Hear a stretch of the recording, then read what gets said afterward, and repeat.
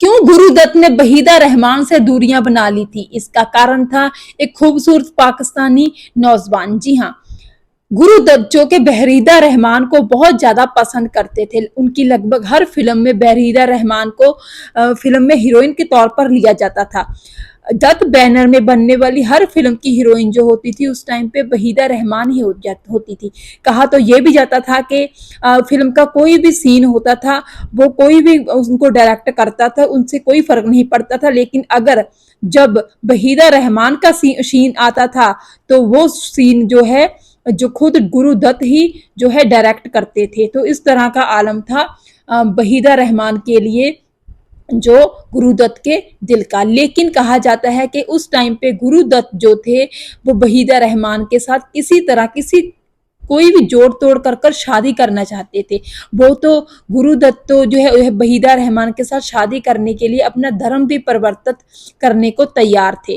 तो उस टाइम पे गुरुदत्त और वहीदा रहमान के जब अफेयर की चर्चाएं चल रही थी तो गुरुदत्त की पत्नी गीता जो कि उस टाइम पे लंदन में थी, वो गुरुदत्त के पास नहीं आई बल्कि कश्मीर वाले अपने घर पे पहुंच गई और वहां पे ही वो रहने लगी।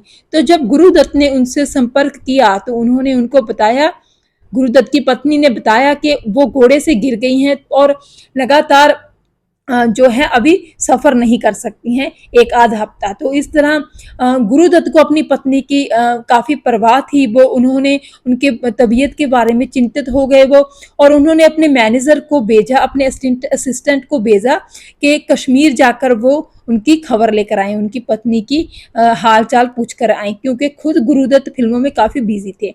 लेकिन जब उनका असिस्टेंट कश्मीर से वापस लौटा तो उसने गुरुदत्त को एक अलग ही कहानी बयान की। उसका कहना था कि कश्मीर में गुरुदत्त की पत्नी गीता और एक पाकिस्तानी नौजवान जो थे एक साथ नजर आए थे उनको हर जगह पर, और कहा जाता है कि वो पाकिस्तानी नौजवान है, उनकी पत्नी को लंदन में ही मिला था और वो उनके प्यार में गिरफ्त में आ गई थी।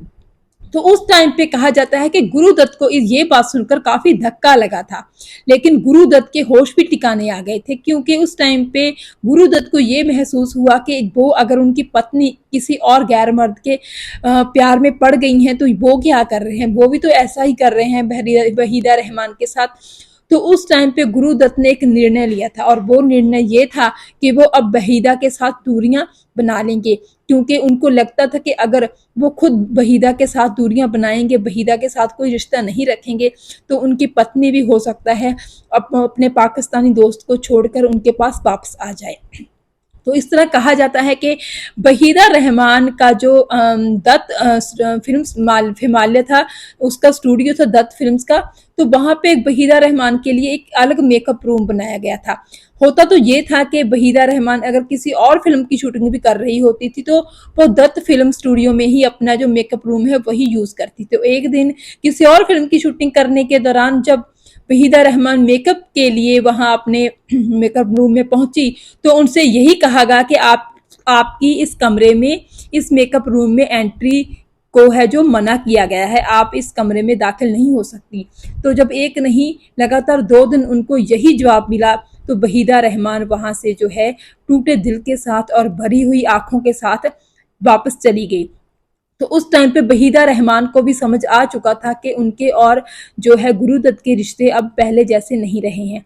उसके बाद वहीदा रहमान ने गुरुदत्त के साथ फिल्म कर रही थी वो साहब बीवी और गुलाम, और उस फिल्म में जो है वहीदा रहमान का आखिर में एक सीन था, फिल्म के अंतिम जो है शूटिंग थी वो होनी थी, और उसमें एक सीन था जिसमें वहीदा रहमान को जो है गुरुदत्त को टच करना था, उनके कंधे पर हाथ रखना था। कहा जाता है कि बहुत मुश्किल से, बहुत जद्दोजहद से वहीदा रहमान जी सीन करने के लिए मानी थी। उन्होंने गुरुदत्त के कंधे को छुआ भी था, लेकिन वो उन्होंने अपना सर ऊपर नहीं उठाया था, बिल्कुल ही मतलब कोई भी उनके साथ जो थी कन्वर्सेशन, कोई भी बात उनके साथ नहीं की थी।